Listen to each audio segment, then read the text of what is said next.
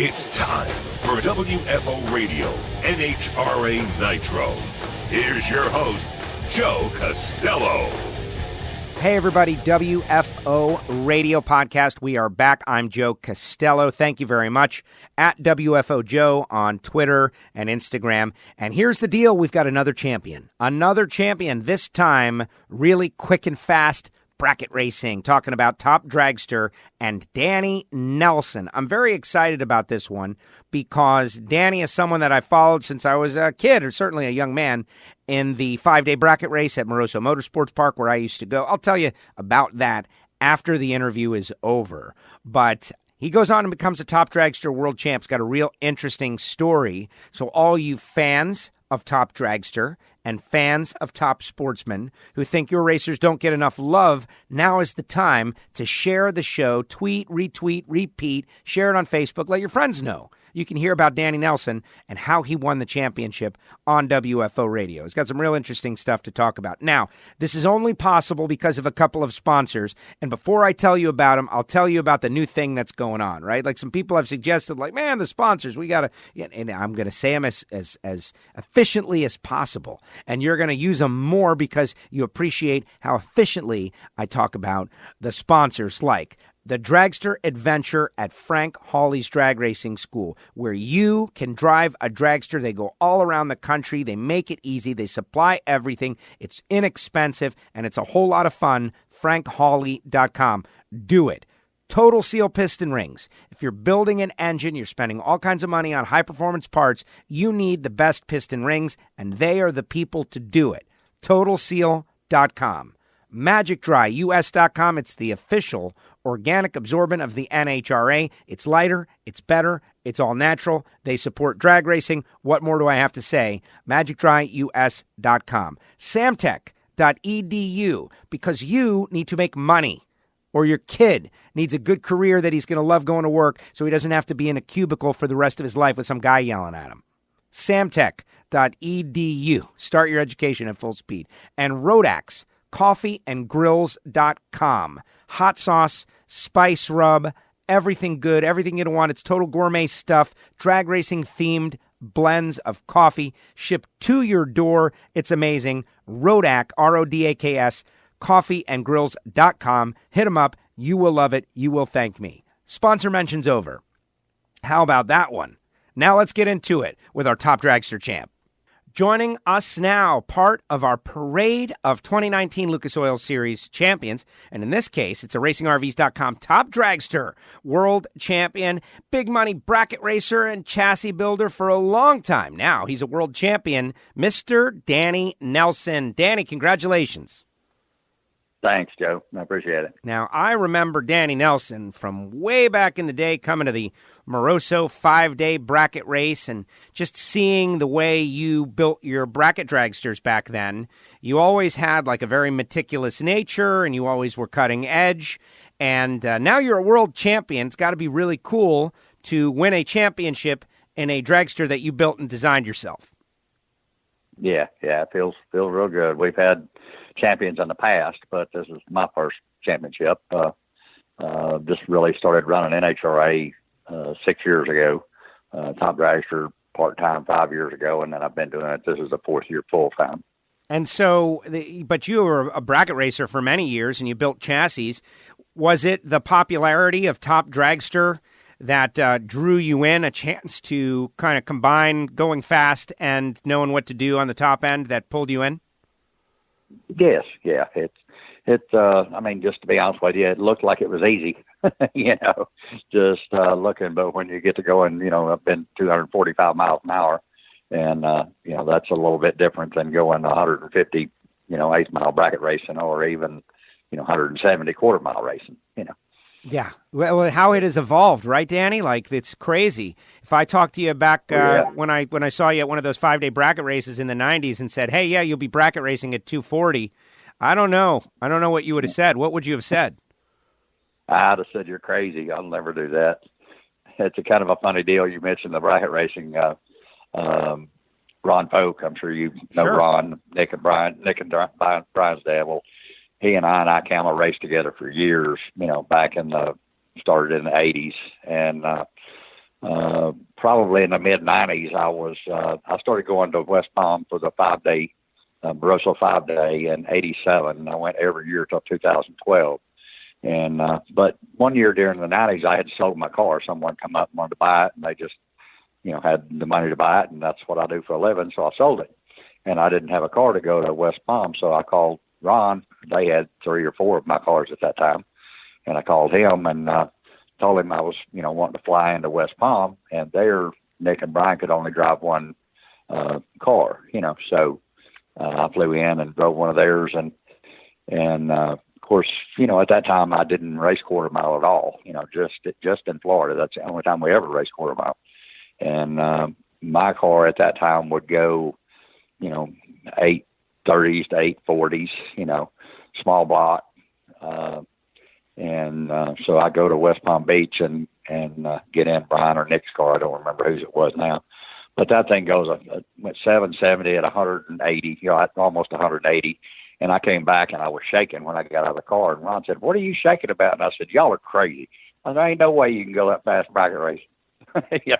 And he makes a big deal out of that now because I go 240 and, smoke a cigarette on the way back up the return road and all that, Wow. Well, he said, "You're just calm and collected now after being scared to death going 175 or whatever it was, Well, and it is amazing, and that's something that, maybe the fans out there who are casual observers, they've seen the nitro cars get quicker and faster as well, but I think that the technology has really advanced the Lucas Oil Series racers more so, its availability and all. How quick and fast is your car for the people out there who are, maybe not 100% familiar with Top Dragster and what they do? Certainly they watch NHRA TV each week, but how quick and fast will your car go?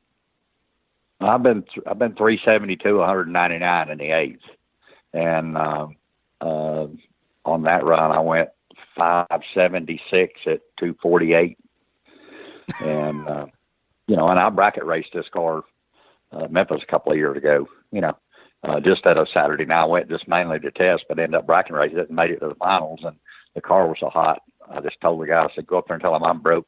I didn't even run the finals. The car was just burning up. I was afraid I was going to hurt something for, $1,200 or whatever it was. Sure. Amazing stuff. And you have a car with a Pro Charger, correct? It's a Vortec.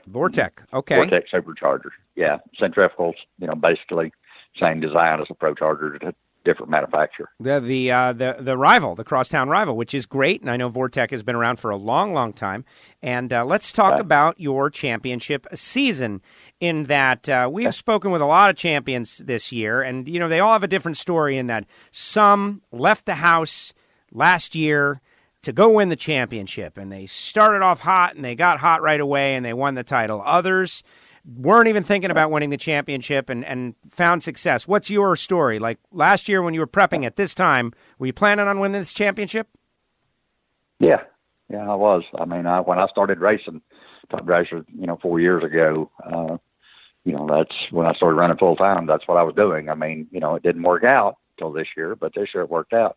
And actually this year was the slowest start that I had. I've had an eye problem. I had cataracts in both my eyes, and I ran probably the first 4 or 5 races and didn't really do any good.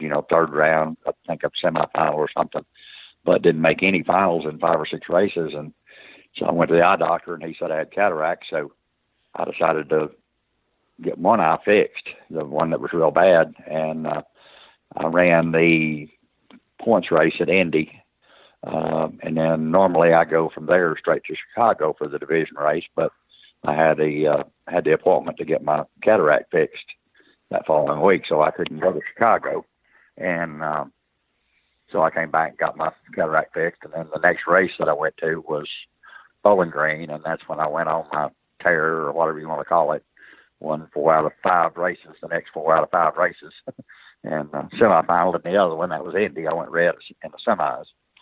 So it really turned me around, getting my eyes fixed. I actually told my wife when I left going to Bowling Green, I said, well, if I don't do any good at Bowling Green or at Indy, I said, I'll be coming back home, and I'm not, I won't be in contention to even make the top 10, And so I won Bowling Green and then semifinal at Indy. So I went on to Norwalk from Indy, and won there, and then Columbus, and won Columbus, and then a couple of weeks later I won the division of St. Louis. So it was a pretty extraordinary run there.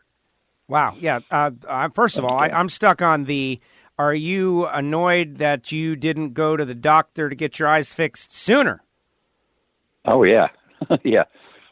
And actually, Brian Lowndes and I were talking at the PRI show, the interview up there, and David Rampy has cataracts, and he talked to me at Vegas about it, him and Kelly, his wife, and I told him, I said, man, because I actually went to the eye doctor back in the winter, because last year, the whole season, I finished like 13th in the world, but it wasn't where I wanted to be at all, And so I went to the eye doctor, and he told me I had cataracts, but I told David at that time, I said, had I known now, the last couple of years has just gradually been getting worse, and I just blamed it on getting old. Sure, of course. And I told David, I said, had I known this 3 years ago, I'd have paid, $10,000, $15,000, whatever it cost to get them fixed. Because if I hadn't done good at Bowling Green, I probably wouldn't even have ran the last 3 or 4 races. That's how disgusted I was in the way I was racing. That's incredible. It's anyone listening that has an eye problem, go to your eye doctor. I'd never been to an eye doctor until this past winter, never in my life, and I'm 63 years old. And I finally went to the eye doctor, and he said, "Your eyes are fine." He said, "You just got cataracts." And so I made the appointment during the summer with a different doctor than I went to. He didn't do cataract surgery, and I've actually got an appointment the 11th of February to get the other one done. Oh, watch out now. All the competition just got upset right there, because if you could do that with one eye, what are you going to do with 2 eyes? Right. Danny, as well as I do, it's more of what the guy in the other lane does than what you do. You have to be close, but, if the other guy's got a, real good package and you don't, you're going to lose, so. Exactly. Well, makes a lot of difference who's in the other lane. It's a great story for the listeners out there. You said you thought it was getting old, but I think that's what cataracts are, right? When you get old, I remember my grandfather had them. Just another example of how technology, right? Like, not only are you going 5 seconds at 240, but you can get your eyes fixed and go out and race. Not that long ago in human history, you would have been sitting on a rocking chair on your porch as those got worse and worse with nothing to do. That is an amazing story. Yeah, without a doubt. Yeah. Yeah, my grandmother was actually blind, the last time I can remember, which was, I was real young when she passed away, but she was bedridden blind, and my mother had to have eye surgery. She had eye surgery when she was 70, and after that, she didn't have to wear glasses or anything, and she had glaucoma, and that was the same thing my grandmother had. But at the time my grandmother had it, there was no such thing as surgery for anything like that, Yeah, incredible. But, it's amazing. Like I say, if I hadn't had it done, I probably wouldn't be racing next year, because I would have just said, well, I'm just too old, I can't see. Right. Well, which during the year, earlier in the year, I could still see okay.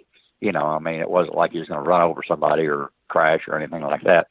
But I couldn't judge 100th of a second at 240 miles an hour, and that's what I done early in the year. I was giving the wind line up and just, stuff that, sure, you're going to do it sometimes, but you don't do it every race, Right. You're able to pass the eye test, but you're not able to be cutting edge talented on the top end where you need to be. That makes the difference. Well, they talk about baseball players, right? They got like 20/10 vision. They can see the laces on a fastball coming in at them, and that's why they're able to do what they do. Right.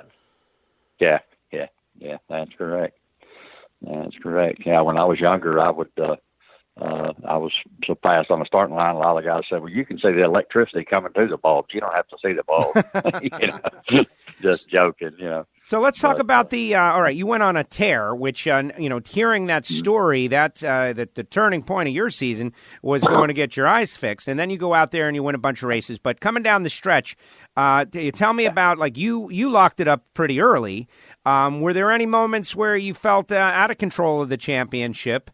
And tell me where you were when you became the champion. Like, was it a round win on the track, or was it a competitor losing? Or, where were you and how did it all go down? Right. Well, we were, after I won the first couple of races, that put me in the top 10. And then when I went to Norwalk, I won Norwalk, and then I won Columbus. Well, that put me in the lead for the championship above Jeff Strickland. And there was a couple other guys that were in the game, there. And actually, I ran Ross Larice, which is one of my cars. He was leading the championship at Indy. And I ran him, I think, second or third round, and got lucky and beat him. So that knocked him out of first, and I think Jeff actually passed him there. But anyway, the last 3-4 races, it was Jeff and I that really, only had a chance of it. Aaron Stanfield had a shot until the last race or two, but he had to win out, to do it. But as they saw, that's not impossible. It's improbable, but not impossible. But Jeff passed me at, I think I was 2 rounds ahead of him. I don't remember the exact numbers or whatever, but he passed me, and then I went to, I don't remember where he was at, and then I went to St. Louis, and I won St. Louis. So I went back around him, and I was 2 rounds ahead of him, and I still had one divisional left, so I could go to Vegas. And Jeff went to Virginia, I believe it was, and I think he lost in the semis. He made up 1 round on me there, and then he went to Charlotte, I believe it was. No, maybe it was Charlotte. And then anyway, his last race, he had to. I was 1 round ahead of him, and so he had to win third round to get any points, and he lost first round. That was the weekend of Dallas. I had taken my car to Dallas to put it in Jim Thorpe's trailer, and he was going to carry it for me to Vegas. He was going to Vegas and had room to carry it, so I go to Dallas and put the car in his trailer, and then Jeff was at Charlotte. No, it wasn't Charlotte, Rockingham, I believe, the last Division II points race, and he had to win third round to tie me, and then he had to semifinal or win. I don't remember exactly to pass me, but I still had Vegas to go, and I wasn't even going to watch. I was at Dallas Saturday at the national event, and wasn't racing, and I wasn't even going to watch or look at my phone or nothing. I thought I'm just going to wait because they were racing on Saturday. I'm just going to wait till it's over. If he wins, somebody will text me. If he loses, somebody will text me. And I was sitting in the Scott and Dickey suite watching the pros first session on Saturday, and I looked down at my phone and I had 77 text messages. And I thought, well, he must have lost because he hasn't had a chance to win yet. And I looked down and he had lost first round, so that's what locked the championship up. Wow, super exciting that you're, becoming a champion while watching the Mellow Yellow Series, enjoying your life, your friends, keeping you up on your title and championship hopes, and then just like that, you become a top dragster world champion. And, has it sunk in? You have built dragsters for a long, long time. Top dragster is really the highest level of sportsman dragster racing, and to combine those two things, that's got to be one of the, your great life accomplishments, certainly in racing. Oh, yeah, for sure. Well, that's, and I've said the past 5 or 6 years since I started running NHRA, and you know how it is, NHRA on the internet gets some bad publicity. People talk about the techs and the, this and that and the way the races run and blah, blah, but that's the most organized sanctioning body, and I've raced some AHRA and IHRA and a lot of others in the past, and that they are, the staff and everyone involved with NHRA are really great, easy to get along with. No, but like I say, you know how the internet is. Yeah, it's terrible. Keyboard jockeys that's never been to an NHRA race, and they want to badmouth, something, and then they don't even know what they're talking about. But it's just really exceeded. I wish I'd have started running NHRA 25 years ago. That's great to hear. That's great to hear, Danny. And I've worked for them, but that's how I feel. Right. I know there's a lot of people working very hard and putting their whole life into it to make it good for racers. I know sometimes it gets tough, but as a world champion, you're going to carry number 1 next year. To hear you say that means a lot. Right. Yeah. Well, that's and I've felt that way since I started racing, not just because I won a championship. Just the tech guys. You see people on Facebook or whatever talking about, well, we went to a NHRA race, 5 years ago, 6 years ago, 2 years ago, whatever, and went through tech, and it was just horrible, and I got on and I said, you had something on your car that didn't pass tech, and it's horrible. NHRA is horrible because your car won't pass. Right. Get your car to where it'll pass, and then you have no problems. Exactly. It's been great. I love it. And like I say, I wish I'd have been doing it for 25 years, like David and Fletcher and all them. David's been a friend of mine for years and years. I could not understand why he would go race for, the money difference that we were racing for, bracket racing, but with the contingency, it's really, it's different because you don't have, bracket racing now, you have all the 5 acts and the real expensive entry fees, and you have to go, in top dragster, you go 5 rounds, you win the race. You go 5 rounds at a $10,000 bracket race, you don't even get your entry fee back. Right. You have to win or runner up or get to the split or whatever, and some of these races now are just, I don't know, it's, 500 cars. I've raced it in West Palm years ago. We had 400 something cars 20 years ago, and it was like a all night deal, and it is at all the races now, which is great. There's good money in bracket racing, but it's just, if you don't make the split, you can spend a lot of money too. Yeah. Oh, I see these big races. Like everyone talks about the top end number, but to get there, of course, that costs money, and then all the entries and buybacks, and it can add up. It's just, in this stage it's on, and I still love bracket racing. I've got a lot more cars bracket racing than I do, in top dragster or in, anything like that. But there is more money up top, but it's real expensive to get to the top. And, when I'd go to Florida back in the 80s and 90s, we'd go to Orlando and West Palm Beach and Bradenton, and out of 150 cars, I could probably tell you the 10% that was capable of winning the race. Well, now if there's 500 cars, there's 450 of them that can win the race. Right.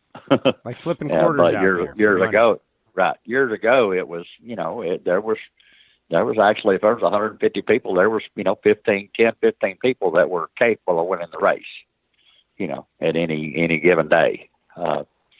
And I felt lucky to kind of be in that 10 or 15 people. I won several races in Florida, not as much as some and a lot more than others, but it's just a totally different deal today, Amazing stuff. So let's talk a little bit about number 1, bracket racing at 240 miles an hour. Like that judgment we were talking a little bit about, like it wasn't that long ago, alcohol cars, going that fast. Right. And you got to make a call at the stripe, which means you're very far away from it, right? Because you're traveling so much distance. You're a world champion now. You're obviously pretty good at it. How do you do that? Well, it's taken me, really 4 years to get confident doing it. Everything just happens so much faster, and, the very first race that I went to in top dragster was a divisional in Dallas, and I won. I beat Ross Reese, one of my cars in the finals. But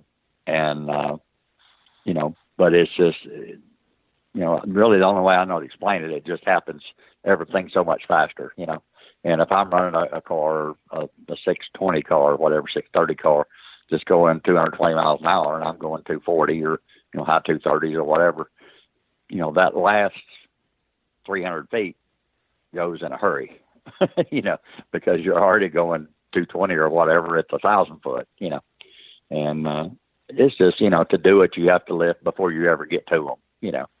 If you wait until you're in front of them, you're past the finish line before you've got time to do anything, and it's real easy to give us, it's real easy to give the stripe up.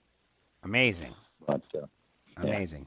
What about Dragster Technology? While I got you on here, of course, we're talking championship and your driving ability, but your chassis building ability is obviously pretty good, too, because you built a world championship car for yourself and others. How has it changed? We see a lot of technology. We talked about medical technology and engine technology. What about the chassis? I noticed the suspension on all the cars, but what else has evolved and different from when you first started? Well, it's probably 90% of everything's changed. The technology and the suspension part of it is, of course, each builder's got their own technology, the way they do things. And I think we've got a pretty good handle on that. Ross LaRace ended up finishing third this year nationally, and Rusty Baxter, one of my cars, finished fifth. So we had three in the top five, in NHRA and top dragster. But it's, the technology just came, and like engine, transmission, and tires, tires and rear end components and all that. The technology is just so good now that, you can go out and you can buy everything to win with, get our chassis and several different manufacturers' components are really good, and it's just the technology's, just came so far, like you say, from years ago when the alcohol cars. I was watching some stuff yesterday on Facebook, some old Top Fuel videos someone put on there from like the early 80s, and Shirley Muldowney was going, 587 at 240, Well, I run faster than that right now, but it's, at that time I wouldn't have ever dreamed that I would be running as fast as even the fuel cars did at that time, which granted that was 40 years ago, close to it. But, the technology is really, really different, and bracket racing, anyone now can go out and buy the pieces for the car to run. That's the reason there's 400 out of 450 people that can win the race now, bracket racing. The technology is just so good. You can buy the right converter and transmission and engine and fuel system and tires and, everything to do that with, where the car will run real consistent, But, the chassis business has really changed. When I started in 87, we sold a car ready for motor and transmission, and body paint for $13,750. Well, now that same car is $40,000. Wow. Yeah. Of course, the components are a lot better, and the chassis are better, and everything, everything involved with it's better. But it's just amazing. And like I say, anyone can buy that stuff. And there's a lot of people that are doing it. One more question for you, Danny. I got to hear, I don't know how I know this, maybe you told me, or maybe a post, because you're social media active, but also you watch a lot of NHRA.TV. And I'm under the impression you go back and review your runs. Another great benefit, right, of to be able to go back and check things out. I find that interesting that you go back and review your runs. Yeah. Yeah. Well, and not so much on I go back like when the race is over or whatever, and I watch my runs on NHRA.TV and DragRacer.TV, at the divisionals. And but during the race, I look at everyone's runs that, like first round I knew I'm going to have, the day before, and I look at all their runs, and see what they've done. And I do that between rounds. I look at everybody's runs that they've made the whole weekend, not just the round before me, so I feel like that gives me a kind of a clue of what they're going to do, So, I really, really study every race. And when I went to Vegas this year, that really got me because I didn't have my motorhome and everything there, so I couldn't do all that. at the racetrack. I flew down there, stayed in the casino, and got a rental car, and I drove to the racetrack every day. And so I didn't have the capability of seeing what everybody done, and that really it caused me to make a mistake third round. Wow. I lost third round in Vegas, and had I known what I know now, I could have still lost, but it would have been a fairly easy run if I'd have known what I know now. See, and that's I wonder why more racers don't get the NHRA.TV. I'm thinking about it from an entertainment purpose or from marketing for, friends and sponsors, people that help out. Like, hey, watch me race, man. I'm about to go. In the past, no one could ever do it. You're using it as a tool. Right. Yeah, for sure. For sure, yeah. I use it as a tool, and also I've had NHRA All Access or NHRA.TV since it started. I mean, $99 for a year is, that's a no-brainer if you love racing as much as I do. And, basically everyone that goes to the national events loves it that much. I can, some of the races, the complete time breakdown doesn't get posted or whatever for a few hours. Everyone in the tower is busy and on, and it doesn't come up on Drag Race Central, or as it doesn't come up on live timing, real fast all the time. But, I'll go back even at a divisional. I'll go back DragRacer.tv, and the guy that I've got the following round, I'll look at his runs, first, second round, whenever, whatever round we're in, I'll look at the runs that he made, at least the one before we ran, and kind of get some kind of idea of what he's doing, what he's been doing, what lane he's in, and all that. Really, the technology to watch stuff like that's out there. You just got to do it. Right. Simple as that. Danny, thank you very much for your time, by the way. I know you're very busy, probably building chassis and doing stuff, but World Championships like this must be celebrated. I've been looking forward to speaking with you about your Top Dragster World Championship, but also, having seen you all those years, I was the kid kind of watching the top end stripe at Palm Beach, and you're one of the guys that came in from out of town that made it so exciting to go to those big money bracket races. To see you go on and become a world champion in the NHRA has been very exciting. Thank you for making the time for the WFO Radio podcast and sharing your championship with our listeners. Thank you for doing it, and thank you for coming on the show. I appreciate it, Joe. Thanks for what you do. Thank you, Danny. Danny Nelson with us here on WFO Radio, NHRA Nitro. And if you're listening on Spotify or Apple Podcast, we encourage you to write a review. Give us 5 stars or do whatever you could do. That would be very helpful. If you're a fan of Lucas Oil Series Racing, or in this case, RacingRVs.com Top Dragster Fast Bracket Racing, Danny Nelson is a name that I knew for so many years, and I referenced my days at the 5-day bracket race. I talk about it every once in a while. Like in another life, a long time ago, I used to bracket race every single weekend. That's what I did. It was what we would either go to Miami Hollywood or we would go to Moroso Motorsports Park. And points were run a lot, and it was a lot of fun. And that's where I won my track championships, and I learned about a lot of what's going on. Now it has evolved so much, and I would love to get back out there. I do this now, and I have no time or money. But the bottom line is when the 5-day would come, and now it's the Spring Fling Millions and everything, but we would know that the heavy hitters would be coming to town, and it would be in November. And it would be 5 days long. And, I think for a couple of years, it was like Wednesday, Thursday, Friday, Saturday, Sunday. And it alternated like that. And so the first couple of days, we would just go and watch. And, maybe you had the entry fee was like $110 and it was the most expensive. Like, oh my gosh, $110 to enter a bracket race. Normally it was $30 to enter in Super Pro back there in the 90s, just to show you how things have changed.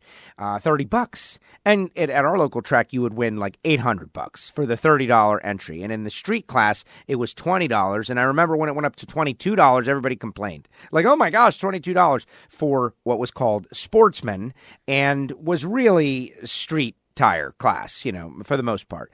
Anyway, we would go up there and we would sit on the stripe and we'd see all these names.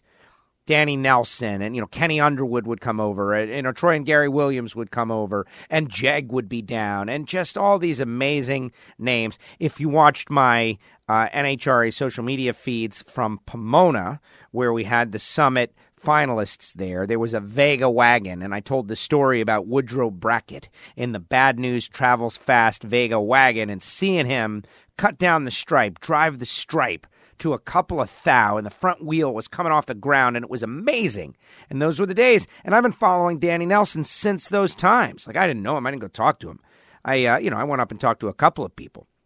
Danny Bestinelli and all these just characters, interesting characters, coming in and invading my local track and going out and racing them. And it was fun. And, I have what I call my Al Bundy Polk High 4-touchdown stat, which is I finished 11th overall in the overall points and lost first round on the final day because I spun the tires. I blew them off. And I really think I could have made the top 10 with that one round. Like, that was it. Still upsetting. But congratulations to Danny Nelson on winning his championship. And more importantly, on going to see the eye doctor. I got to go see the eye doctor. It makes me want to go see the eye doctor. And also, he mentions Rambo. You never know. Maybe Rambo gets it done and comes back. That's what I'm hoping. And you can rest assured we're going to speak with David Rampy at some point in the next couple of weeks. Thanks so much to Danny Nelson. Thank you to all you listeners, and thank you to our great sponsors who really make it possible. I just like to say the names, Marvin Rodak and Rodak'sCoffeeandGrills.com. Will you use them more if I say the names as rapidly as possible? That is the big question we're doing. It's going to be like, counterintuitive, right? Frank Hawley's Drag Racing School, the Dragster Adventure at frankhawley.com. Do it because it's fun. Samtech.edu because you need a job. Total Seal Piston Rings because they are the best and you need to seal your cylinders. MagicDryUS.com because you need to clean up a spill or a mess. And Rodak'sCoffeeandGrills.com, 817-924-6821. Call Marvin, get coffee. We'll see if that works. Maybe it will. Big thanks to the sponsors and the people that make it all possible. The archive is loaded, guys. Go into the archive, listen to all those interviews, all kinds of great stuff, lots of audio content. And why don't you do us this favor? Go to your drag racing fan friend who has no idea all this stuff is on here and force them to listen to a podcast. It doesn't even have to be one of ours. Just any drag racing podcast. You can find these really, really easy and subscribe them to something. That'll be very helpful to those of us in the drag racing world. Thank you so much, WFO. This is WFO Radio.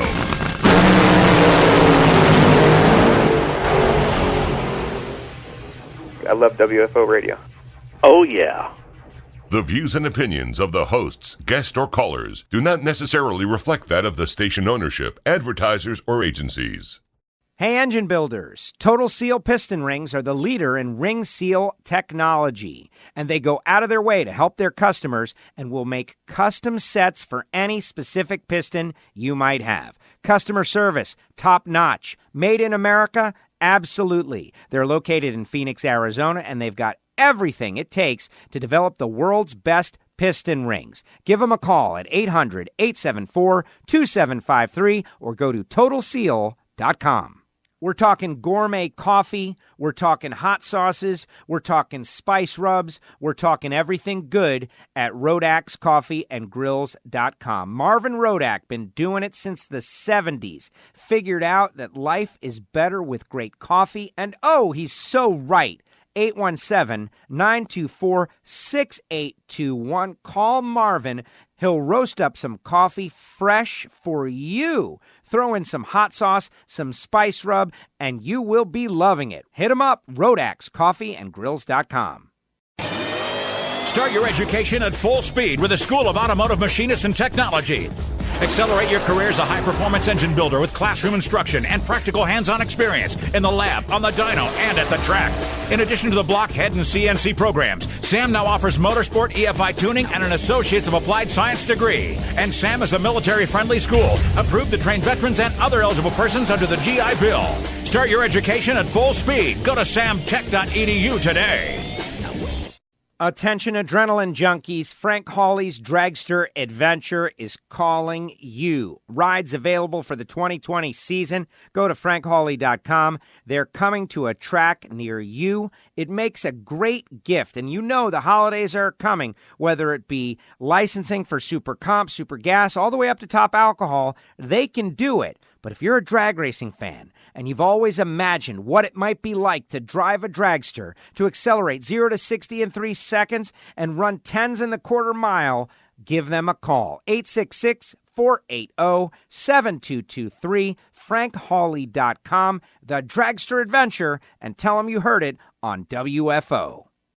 You're working in the shop, you've got spills, you've spilled oil, it's everywhere. What are you going to do? I know what you're going to do, but that's not the best way to do it. The best way to do it is to go to magicdryus.com and order the official organic absorbent of the National Hot Rod Association, Magic Dry. It's lighter, it absorbs more, it's better for the environment. It's made out of coconut. It's made in America. magicdryus.com. They've got spill kits that include everything you need for a regular, normal household spill, all the way up to a large industrial spill. We always say, if you've got a cat, get Cat Spot.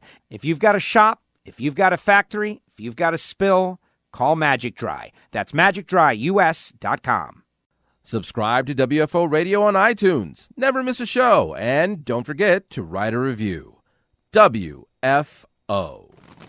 This is WFO Radio.